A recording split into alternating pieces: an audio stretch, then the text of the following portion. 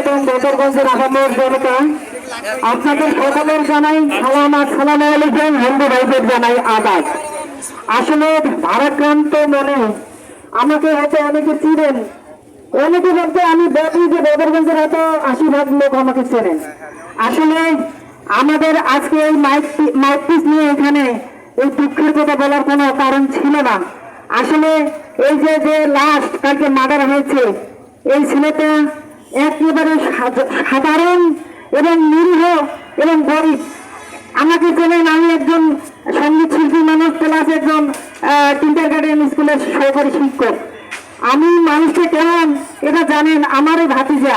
কিন্তু আসলে এই যেটা ফিরোজ মার্ডার করুন, এই মার্ডার ফিরোজ রংপুরে পাঠান করা ছেলেদেরকে ওখানে হাজিরা দিতে গিয়ে 5 জনকে ঘুষি ফিল করে নাক টাক ফাড়াই দিয়েছে। এখন তারা মাইক ডান খেয়ে আসছে, আবার তারা রংপুর থেকে আসে সোরা লাঠি মানে পশু বিড়াল সব কিছু নিয়ে 60 থেকে 70 জন এরা বদরগঞ্জ তন্ন করে পালন করা ছেলেদের খুঁজতেছে। ঠিক সেই মুহূর্তে আমার এই নিরীহ ভাতিজা শুধু দোষ অপরাধ একটাই, ওর বাড়িতে হলো পাঠান করা। এই পাঠান করার কাউকে না পেয়ে যখনই দেখছে যে ওর পাঠান করার ছেলে, তাকে এই নির্মম ভাবে আঘাত করে তাকে চোখে পূরণ দিয়েছে। তাকে নির্মম ভাবে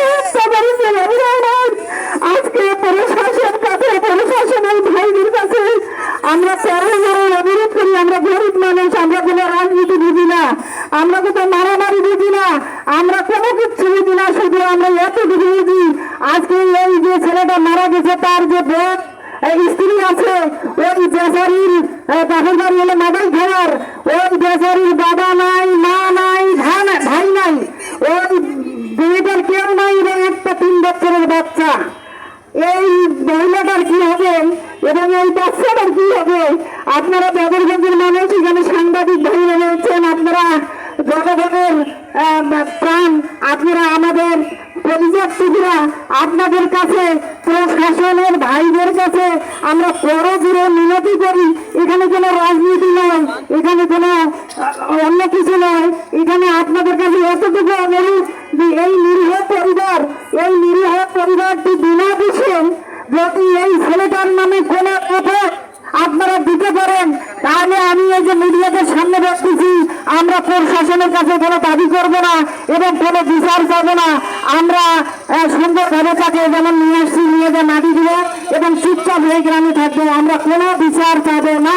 যদি এই ছেলেটার কোনো রিপোর্ট যেটা এই বদরগঞ্জের মানুষ দেখাতে পারে যে ও মারামারি করে কিশোর গ্যাং কিংবা অন্য কিছু, আর এই মার্ডার ফিরোজকে 5 বছরের শিশু থেকে শুরু করে সবাই চেনে, এই মার্ডার ফিরোজ এবং হলো আপনার এই যে গোপাল এবং হলো নাবিদ এবং হলো সাগর, এই সন্ত্রাসী চিহ্নিত সন্ত্রাসী, যার 4টার উপরে মার্ডার মামলা।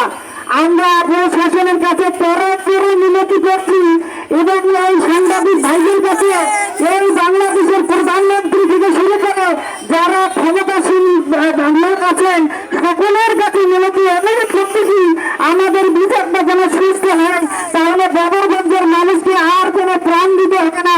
আগামীতে কাউকে মায়ের বুক খালি হবে না, কাউকে চোখের পানি ধরাতে হবে না।